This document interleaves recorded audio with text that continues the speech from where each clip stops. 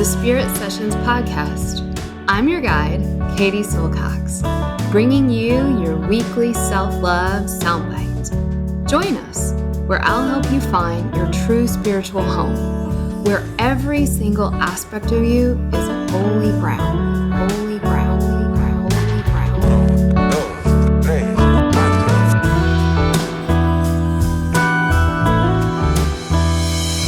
This is a Spirit Session podcast with Katie Silcox. Venga chicos, empezamos. 5, 4, 3, 2, 1, 0. All engine running. Liftoff. We have a liftoff. Hi everyone, Katie here. This podcast is intended to inspire you, educate you, and most importantly, support you on your journey towards knowing who you really are, that inner self, that inner teacher. I am not a psychologist or a medical doctor and do not offer professional health or medical advice on this podcast. If you are suffering from any kind of psychological or medical issue, please do the right thing and seek help from your qualified health professional.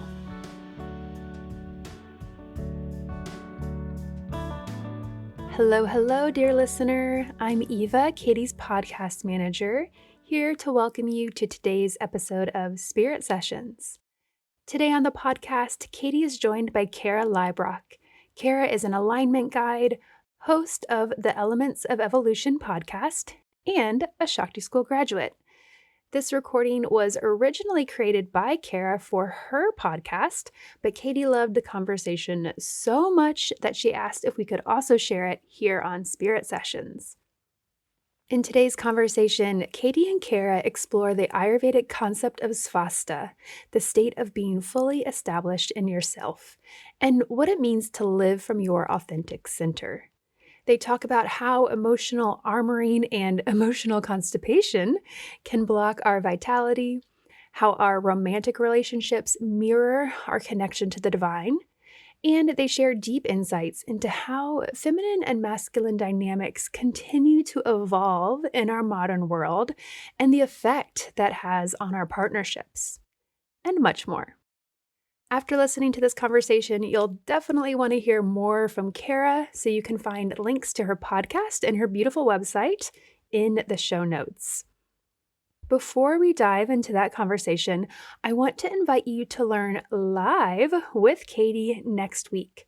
On Tuesday, November 11th at 11 a.m. Eastern Time, Katie will be hosting a live webinar called Healing the Nervous System with Somatic Ayurveda. So, if you have anxious thoughts that you can't turn off, restless sleep, maybe you feel like your body doesn't remember how to relax, or you have to prop yourself up with caffeine to get through the day.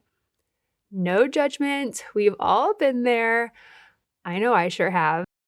Join us for this free webinar to equip yourself with tools to regulate your nervous system through somatic Ayurveda so that you can experience more calm and clarity. The link to sign up for this free event is in the show notes, and if you're not able to join us live, that's completely fine. Go ahead and register, and we'll send you a link to the recording when it's ready to view. I hope to see you there. All right, let's get into this really insightful conversation with the wonderful Kara Liebrock. Welcome everyone back to the Elements of Evolution. And I know I say every interview feels special, but today I have with me someone who I've admired deeply for a long time. And I'm excited to be here sharing this woman's wisdom with you. Today I have Katie Silcox.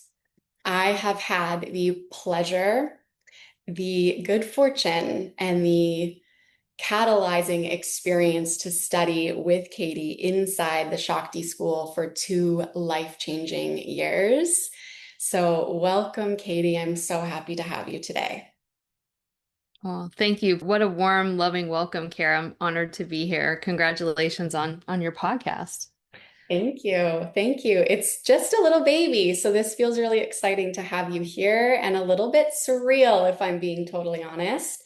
I didn't go into the Shakti School thinking we'd be sitting here together today. So I want to invite you back in time. It is Wednesday inside the Shakti Ayurveda School, circa 2020, and you are introducing the hungry minds of all the women, the hungry bellies of all the women, to a beautiful Sanskrit word, svasta. Sva meaning self, sta meaning to be firmly situated in. My interpretation is to walk this earth as your most authentic self. And although the English language will probably never accurately or fully encompass what that word means, to me, in a way, it means aligning our human with our higher self, our soul, and not forgetting either of them along the way. So today's episode, I would love to kick it off with a little story of your own journey to Svasta, to alignment, and anything that comes up is welcome for you to share. Yeah, well, great. What a beautiful question.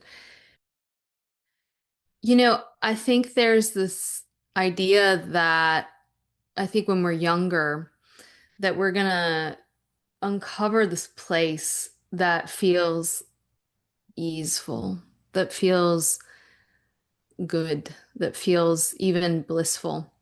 And it's not to say that doesn't happen, but my understanding of Svasta has evolved so much with time and with experience that to me, it really means that you're able to actually just open your heart to whatever it is that's happening.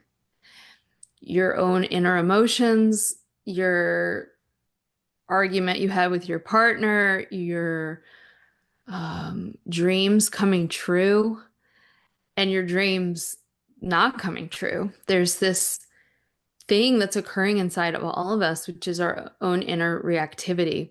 And when we're able to actually meet that with this sense of kindness and warmth, we access this part of us that is operative underneath the changing vicissitudes and such in our life. And I used to think when I first started studying Ayurveda, oh, I'm going to access my true self.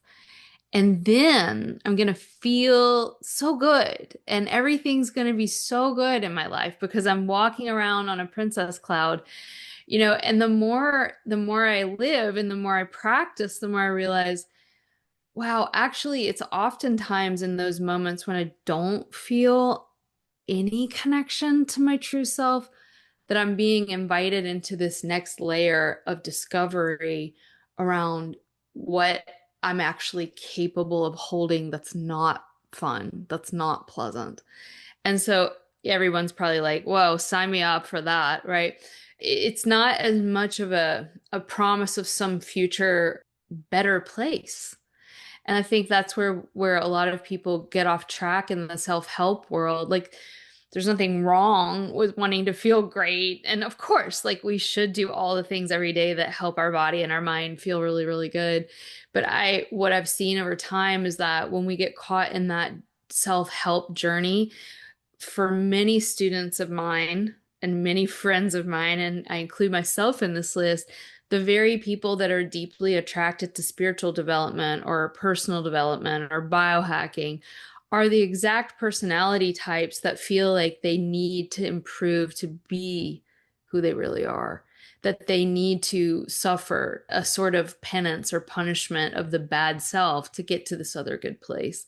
And so now my work with Shakti School is more related to increasing the function of being able to rest and open to what you already are.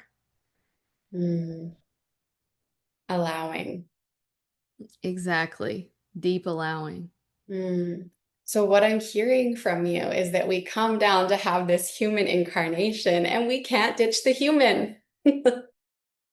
I know, it's so annoying. I'm super annoyed with it right now. Oh, I'm sure we'll touch on that. I'm sure we'll touch on that. But there's this conditioning, this tendency for so many of us to be goal oriented. And when we approach life like that, it's never going to be the princess cloud that we're hoping for.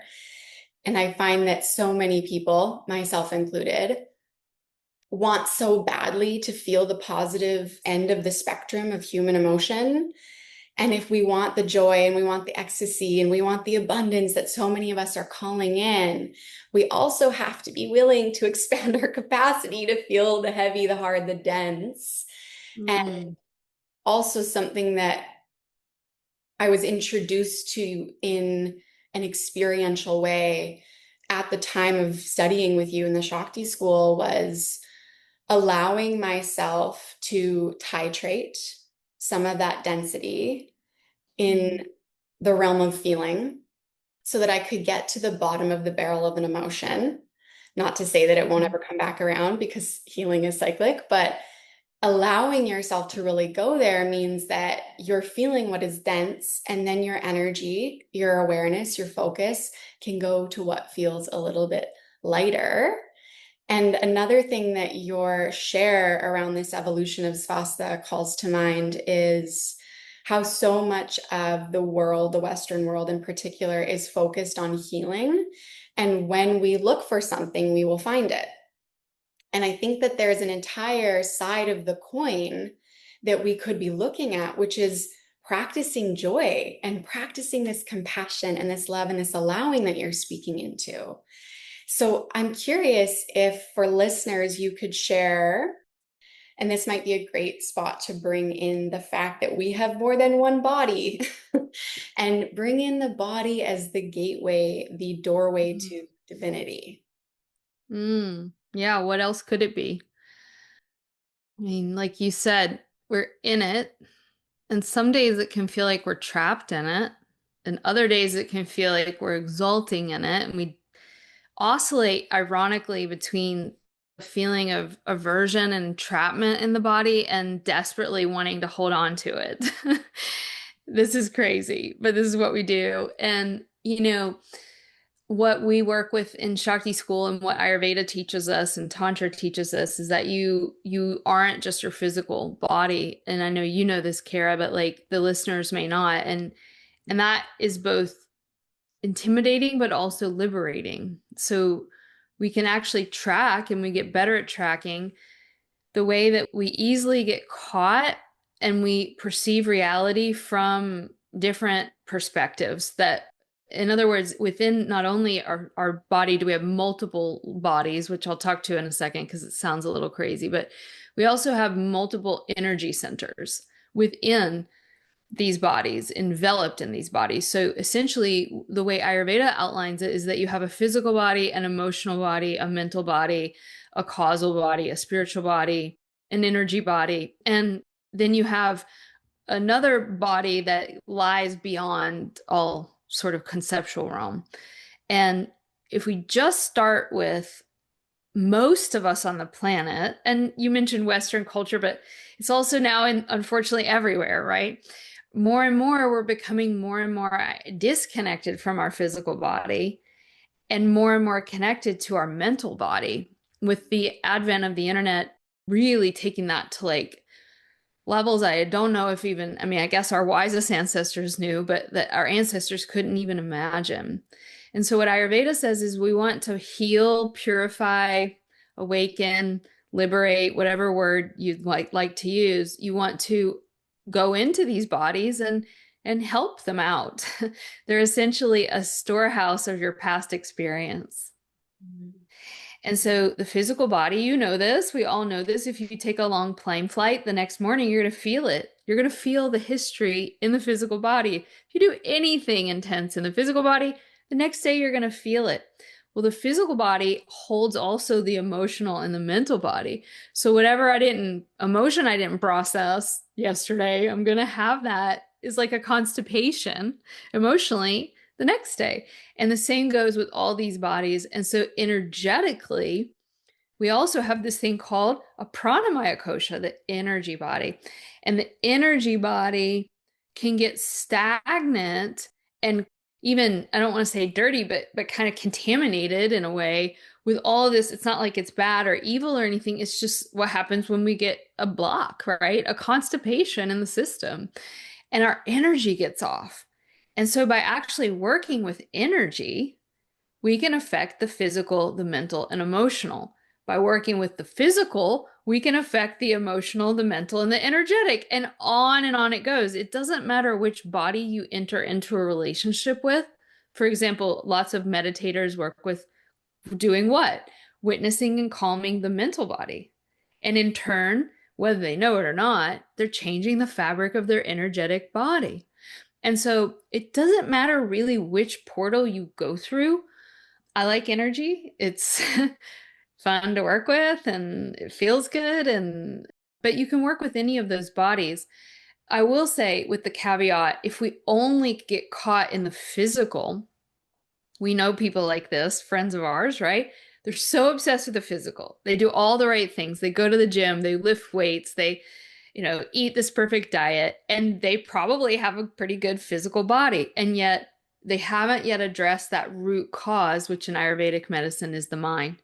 And so all of this to say, we broaden this perspective of not only just being a physical, or in many cases, people identify with the mental body, but we open up all these other layers of who we are. And that takes training because most of us weren't taught how to interface with, well, think about it. There are some people that say that the emotional intelligence of the leadership on the planet is a 9-year-old boy or 9-year-old girl, 7 to 9 years old. And it's not like, oh, they're bad and we're the good ones, right? No, no, no, no. Think about your last fight with your partner. How old were you? You're probably 9, right? We all have like a 7 to 9-year-old running our emotional body. And if you grew up like me, we weren't trained. My parents, my goodness, they're 7 to 9 still, right? Hashtag love your mom, but they weren't trained. So we're learning the maturation of the inner feminine and the inner masculine parent that knows how to hold really, really intense experiences. And I'll pause there because you know me, I could talk on, but I think that's a good place to start. Absolutely. This shift from reactive to responsive that you're speaking into. And I think we've all been there when we're with our loved ones and we're not the best version of ourselves. And we're quite literally witnessing someone hijack us, AKA ourselves, this 9-year-old, the 7-year-old, hijack us, and we speak unkindly or we react in a way that we're not proud of.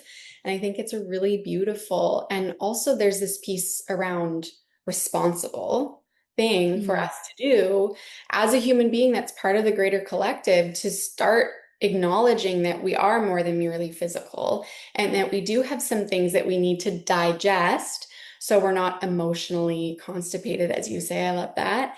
And I think that you've said it perfectly before. What you do to one body, you do to them all. And I'm curious if we can bring in a little bit. You've mentioned energy. I'd love to talk more about that, but I'd also love to talk about armoring and the emotional body. And I've experienced this myself. I'm really noticing a deeper call into home that is not material and establishing home inside myself. And as I move deeper into this, I'm noticing the old coping, comforting mechanisms not feeling as good as they used to feel, especially considering they are directly opposite of what my conscious goals are. So I'm wondering if you can speak into water wisdom and the emotional body and allowing. Wow, Kara, you make me realize that I can quit if I want to because I have women like you to carry the torch.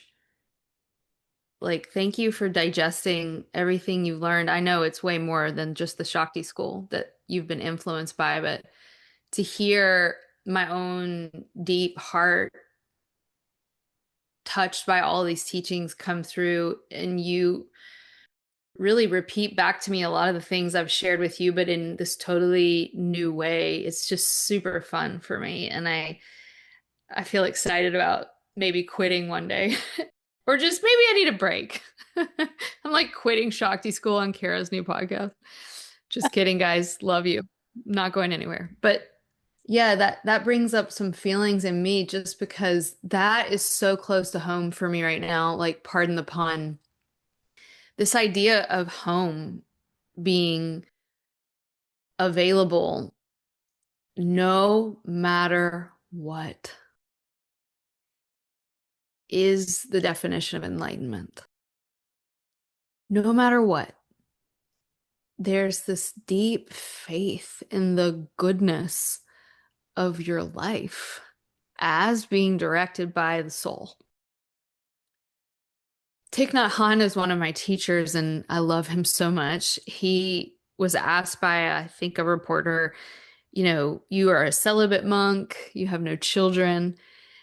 What if you had kids? Like, wouldn't it be terrible to bring them into this world with all the suffering, that Thich Nhat Hanh had, gone through and watched his people go through? And he said, no, if I had children, I would not want for them not to have suffering.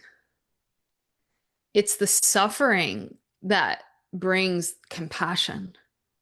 And compassion is the energetic one of them, yeah, that we're really getting to when we talk about opening to what's occurring. My teacher says that the goal is not this great place. The goal is to be able to open to ever more intense waves of energy. And if you're listening out there, you're like, what are you talking about? Well, what does it feel like to be scared? What does it feel like to get triggered? What does it feel like to lose your home? What does it feel like to lose your mom? What does it feel like to have a baby? And what does it feel like to fall in love? What does it feel like to win the lottery? We don't know. Most of us, we have no clue what it actually feels like. Because when we are encountered with intense experience, we all go into armoring.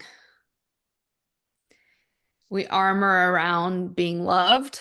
We armor around the fear of not being loved. We're armored creatures.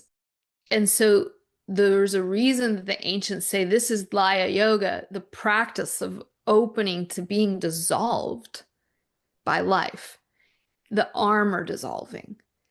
And like you said, you can't just go in and take a blowtorch to the armoring and be like, you'll be fine, You gotta go slow, but you can't go too slow. It's just right, like the three bears, right? The Berenstain Bears. And so what we're essentially doing is training ourselves to be able to open to the field of experience. We could call it feelings or emotions because that's how humans experience. But it's more than that. We really need to like define the terms, because when we talk about feelings, for most of us, what we're talking is a very personalized conglomeration or constellation of a lot of different things. It's like body sensations, memories, meaning, verbal diarrhea, opinions, insights, whatever, right? Good, bad, ugly. When we feel something, this whole momentum of past neurology jumps into play, and it's very, very convincing.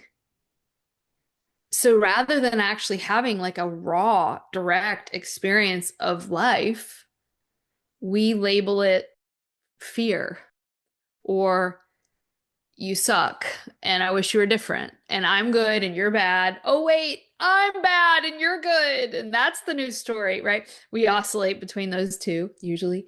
And so what we do through yoga is we're honing our, not stretching, yeah, but through awareness practice, we're honing our ability to pause and to see the whole darn setup. Whoa, watch me go. Look at what I do. Look at the whole mechanism that jumps into action, that's actually a trance-like state that's taking me away from what I'm actually living and experiencing right now, because that is terrifying to most people. Yeah. but it's also where all the creativity is. It's where all the love is. It's where all the truth is. It's where all the authenticity is. It's where all the Shakti or power is. It's where everything is in this dead moment of rawness that we're together in. And just like lifting weights, you can't just walk into that. Like Jesus Christ said, don't just walk into the burning, like it's going to terrify them. I can't show them reality. And we're not meant to see all of it. We're humans, but we're training our minds to be able to hold more and more over time. Yes. And I think so many of us have this artificial insulation and we stay comfortable. I remember going through my Saturn return and a Pisces progressed new moon at the same time. It was a lot of water, absolutely Mm. purposeful. And I had this strong desire to be a woman in the woods that was never interacting, never having relationships. But it is relational dynamics that call us into looking at ourselves. And I've talked about this on the podcast before. I look at it through the lens of the moon in astrology. We can talk about it through the lens of the conscious and the subconscious. It's that analogy of the iceberg, this 95% of who we are being the subconscious, the part of the iceberg that's below the water. And that 5% sticks above the water. That's our conscious mind that wants sometimes things that are directly opposite of what the subconscious is keeping us in. And you speak to Mm. this part that is the constellation of all our past experiences creating a story, and we might not even be aware in the moment, likely aren't in the moment of all that's going into the creation of the story that comes from the human mind, when we could just breathe and let this emotion, this energy in motion, the biophysiological event that is happening in our being, in our body, run its course, leave. And we wouldn't be these constipated humans walking around reactive all the time. And we would have a far more positive ripple than sometimes the reactive negative one that we can have when we're not willing to look at our stuff. Mm. Yeah. Isn't that the truth? Yeah. And I think it is the relational realm where we really start practicing. Anyone can take a 30-minute meditation break and feel pretty good, or go on a retreat and do the things and feel that peace. But to actually watch the way that we all get so lost, because that's what it is. We're lost in those dynamics that don't feel good, but they feel familiar. And there's a reason that the word family is in the word familiar. You know, that's where the real practice starts. You know, there are all these stories of all these monks and nuns that would go away and be in silent retreat. And there's a time for that in our lives and in lifetimes. But when they would reach the most advanced part of their practice, the teacher would call them in and say, okay, you know, you've been meditating quietly now for 30 years, 40 years, whatever, right? For men, it was probably 40. But they said, now is the time that your real advanced tantric practice starts. And so the teacher would marry you off. In some of the stories, he gave you a hut that was like, you know, 20 feet by 20 feet, and you had to never leave each other's side. And that was the real practice, because of course we're all laughing, right? It's the same practice as going and meditating in the burial grounds. It's inviting us to confront our greatest fears, which really, because we were wired relationally, can only come through relationally. Absolutely.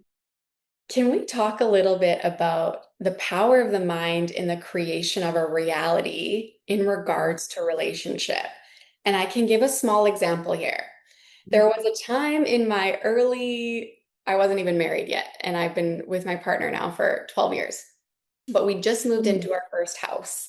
And for some reason, this flip switched inside of me, and I was choosing on whatever level to view our dynamic as if I was doing more. as if I was the one that was showing up, quote, better. And quite quickly, within a matter of weeks, I was witnessing a drastic shift in the quality of our relationship until I was crying on the bathroom floor and realizing, what the fuck am I doing here? And I consciously chose to begin shifting that dynamic in the opposite direction again. So I'm curious what comes up for you when I ask that and share that. One, are you psychic? Were you in my house this morning? But two, so anytime we feel like we're walking in like a paradoxical realm, we know we're on the truth. We know we're at least close to it, right? And so on one hand, you have the very important capacity that we're building, especially a certain subtype of the population, a lot of women, but a lot of men as well, whereby we want to have good boundaries. We want to make good decisions. We don't want to be a doormat. We want to own our own perspectives and like stand up for ourselves and like all these like ego building capacities that, especially when we're little, if we didn't build that strong ego, which many of us didn't, we can merge into other people, we can be codependent, we can be caretakers. And so there is like a developmental function where we stand in our own thoughts, opinions, needs, etc. And I think what we're seeing on social media is that people get very confused and stuck there. And they actually don't even really develop it. And this is the toxic, I hate that word, so let's not use it. This is like the unhelpful way in which we see things like, well, this is my truth. This is my experience. As if that is like the end all be all of the story. And we're all kind of swimming in that. And it might have been a necessary medicine to get us out of a place that many of our ancestors were in, where you couldn't have a truth. You couldn't have a voice. You couldn't have an opinion. You couldn't have a perspective, right? But we overcorrect, but we also don't see this bigger picture as women of spirit and men of spirit, whereby you don't stop there. And I think that's an easy place to get caught in. And that little voice often says, I'm doing more than you. And that's a variation on, and this sucks, by the way, this is going to feel like eating a shit sandwich, but we all do it. That's a variation on a theme. And the theme is, I'm better than you. F you, mother effer. There's anger in it. There's resentment. There's hierarchy. There's superiority, especially if we study a lot of spiritual stuff, like psychological stuff, couples dynamic stuff. Oh, I'm better than you. I know better. So in the tradition of Tantra, the opposite goddess of the goddess of I'm better than is I'm worse than and I'm less than. And that's why in your example, there's also that goddess playing out, which leads you to the bathroom floor where he didn't come to save you. And so on one hand, let's come back to the paradox. You have this deep need that we all have to develop a healthy ego. But on the other hand, you also have this place where no matter what is happening in the external world, it's still always my job to hold me in that, to validate me in that, to call it my connection with spirit or God. That's the primary relationship. And this outer relationship is revealing to me all the ways I try to get out of that primary relationship. Even if your partner showed up for you in a way that you might, in that given moment of your perception, deem as the perfect way. Let's say your partner started doing all the things you love. It doesn't even work. In fact, it reinforces the narcissism and the neuroticism and like all these little girl qualities or little boy qualities that all of us have. And so it's such a delicate dance to be able to be in relationship and at the same time liberate ourselves from the need for the relationship to be the thing that only we or God can be for us. Knowing where you end and the other begins. Good luck. Yeah. Isn't that Good luck. effective? An ongoing practice for sure. Absolutely. And Yeah. I'd love to hear you speaking into these, let's just call it feminine, masculine energies that we all have. And when you're asking someone else to be the big daddy or your king, and you're not willing to bring that your own masculine energy, the one that's capable of doing the administrative shit in your job that you don't love, or taking the garbage out, or, I remember having friends that would call it blue jobs and pink jobs. You have both pink jobs and blue jobs within you, and this goes both ways. There are a lot of men out there who were raised to completely deny that there's any feminine energy in them at all, and that's not true. They're And deny that there's any masculine.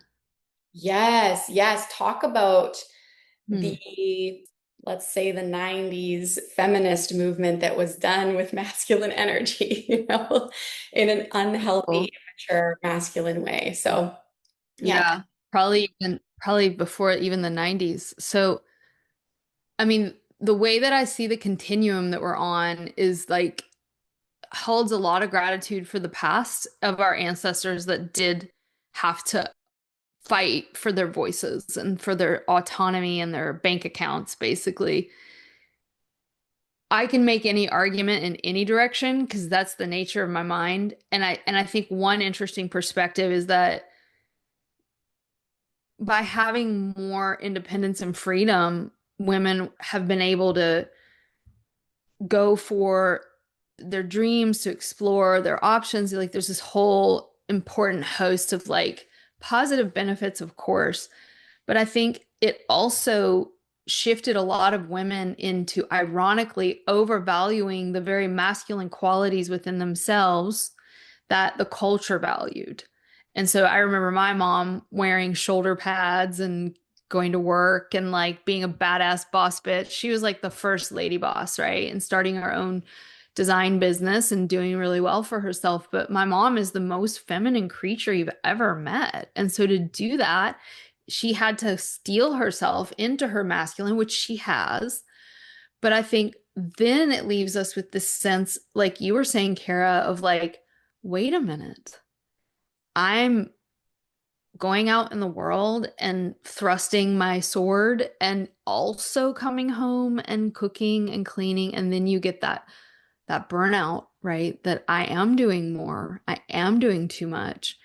And I think there's a secret part of all of us that wants to be open into that softness and feminine and being in the home. And I know for me, like I haven't had that experience in this life of just staying at home. And so I think the new generation of women are saying, wait a minute, we threw the baby out with the bathwater. Like I actually do like men.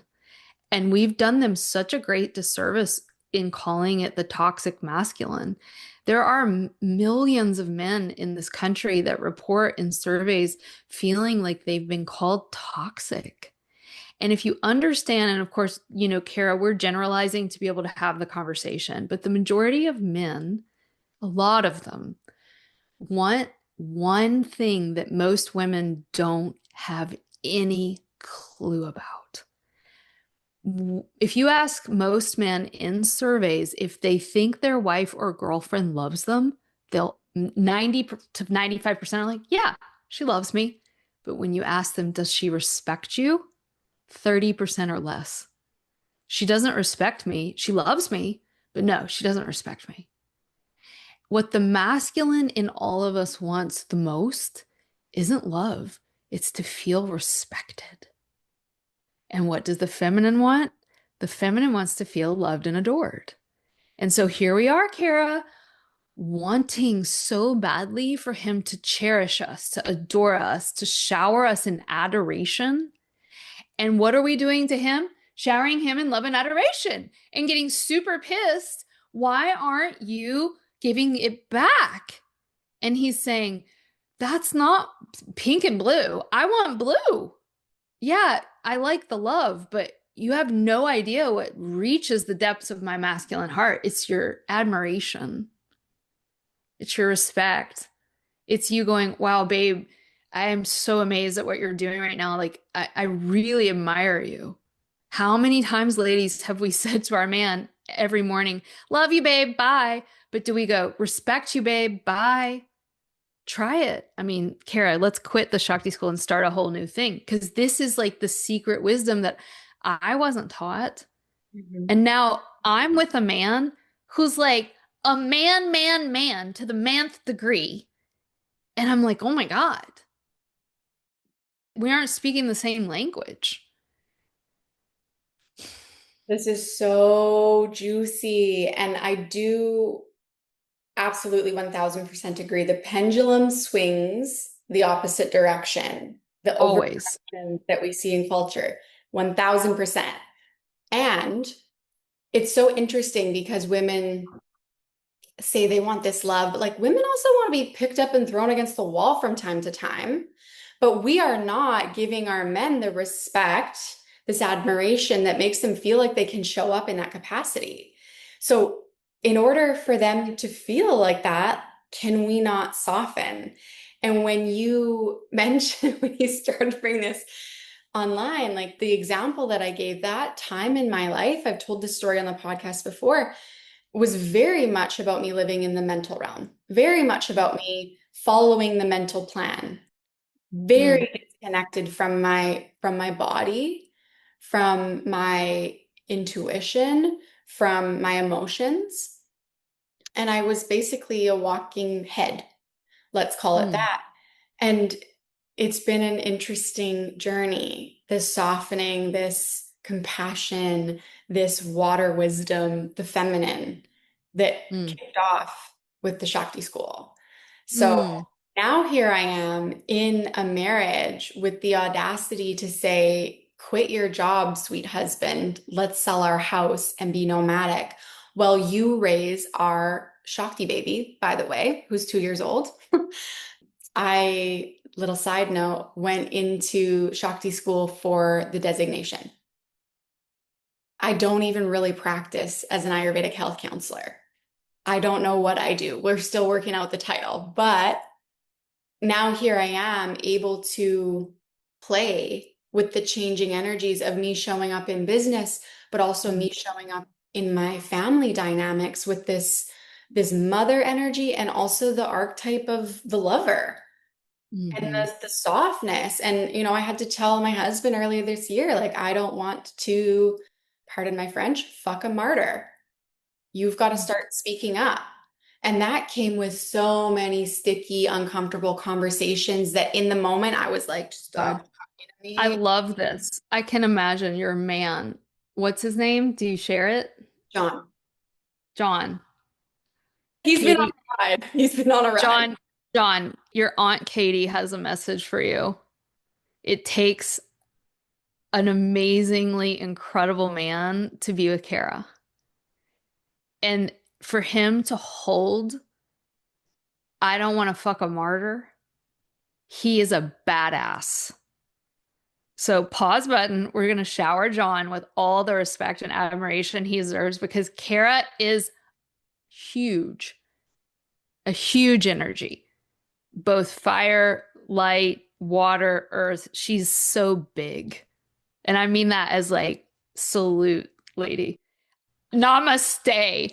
I see you, right? Because I'm like you. Like, I mean, getting chill bumps because you guys are inside of it, but I'm on the outside and I can look in and go, whoa, look at what she's calling him to. She's calling him to the depths and the heights. Most men would be terrified. And he's staying. So like that's enough to just like shower him in respect every day. And I'm with one too, right? Where it's like, can you imagine dating Katie Silcox? Yes and no. Yes and no. Like five of my boyfriends are gonna, five of my exes are gonna be listening. Like we can, right? So like, I think, I mean, I'm sorry I interrupted you, but like, I just think it's like we're so inside the story. But what I want to say for the women out there listening, and I am the last person you should take relationship advice from. Like, I'm still a bun in the oven. I'm figuring my shit out so hard still. But like what I can say as a deep practitioner of Tantra is that, and this is pure alchemy, when you feel the pull to go to him, it is a siren song. It's a call. It's a smoke signal from the soul. Don't. Go to you. What is in there? And what I find is that there's so much pain. There's so much anger. There's so much fear. There's so much self-denigration. Like there's so much content there that is so unpalpable that I want to go somewhere else, anywhere else. So I am really challenging my own inner narratives right now around what he's like. And you saw it. That's how we create our reality. This is going to F us up, but it's kind of true. We actually subconsciously want him to be the baddie. Because if you're the baddie, now I've got a polarity out there that I can throw my hook at, and now we can dance where I'm good and you're bad, and like I'm comfortable with that. Amen. And what happens? Self-fulfilling prophecy. Then they're like, well, I wasn't the baddie, but now you're doing this, so I guess I'll act that out for you. That's what we do. Yeah. And we get the opposite of what our heart really wants. Absolutely, 1,000%. And it's what paradigm, what timeline, whatever you want to call it, what are you feeding?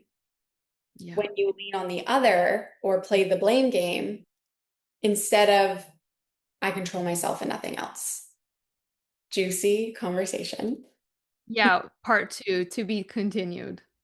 I know this went so quickly. I'm going to do a completely shameless plug for the Shakti School. But is there anything else Thank that you you. want to? Oh, you're so welcome. It is an honor. Is there anything else that you want to share with listeners that's going on for you, that's alive for you, that you're calling people into? You know, I have one gig on the planet right now, and that's to show up as best I can in my own life and then to come into Shakti School. So we really have this one thing that we do. It's business-wise probably pretty insane, and that is we have a day where we start a year-long school. And in that year, we grow together weekly. And like that's really all I'm doing right now. It's taking most of me to do that. So if you like some of the conversations you're hearing, like this is definitely the type of thing we go deep into in the level 1 program and obviously into level 2. All she's doing, folks, I have to laugh at that. That's Yeah. it. Like if we can walk down the sidewalk and smile at someone and that creates a ripple that goes far beyond what we can see, then what you're doing in this just the school, my God, does it ever have a ripple for not just the students, but all of their families, all of their ripple. So you're just schooling over here, Miss Silcox, is Thank you, lady. yeah, in wildly beautiful for the collective. So thank you.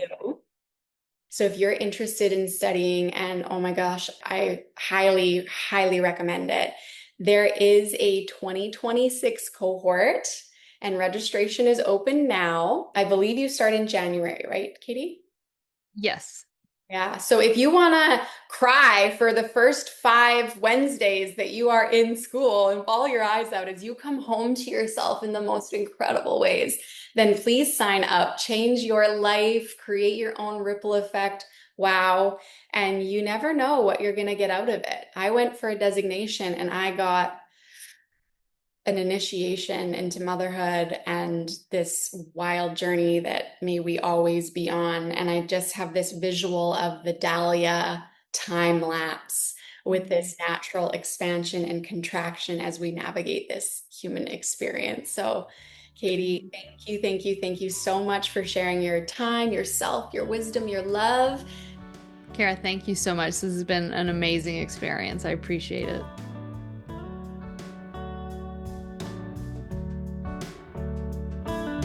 A big special thanks to Kevin Carlisle of Goodbye Gemini, who wrote this beautiful podcast music, and to DJ Juan Pablo Jimenez in southern Spain for mixing it and making it magic.